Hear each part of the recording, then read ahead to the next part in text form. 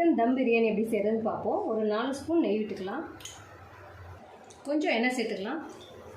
பட்டை, கிராம்பு, ஏலக்காய், பிரிஞ்சி இலை எல்லாம் சேர்த்துக்கணும். கட் பண்ண 2 பெரிய வெங்காயம். வெங்காயம் நல்லா ப்ரௌன் ஆகிடுச்சு. இப்போது ஒரு 2 ஸ்பூன் அளவு இஞ்சி பூண்டு பேஸ்ட்டு, 2 பச்சை மிளகாய், நறுக்கின 2 தக்காளி, 1/4 டீஸ்பூன் மஞ்சள்தூள், 1/2 டீஸ்பூன் மிளகாய்த்தூள், 1 டீஸ்பூன் சாம்பார் பொடி, தேவையான அளவு உப்பு, 2 ஸ்பூன் அளவுக்கு பிரியாணி மசாலா சேர்த்துக்கலாம்.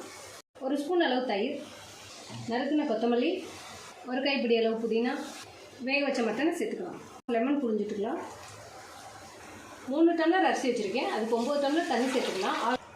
தண்ணி நல்லா கொதிச்சிருச்சு. ஊற வச்ச அரிசியை சேர்த்துக்கலாம். உப்பு காரம் செக் பண்ணிவிட்டு மூடி போட்டு மூடி வச்சிடலாம்.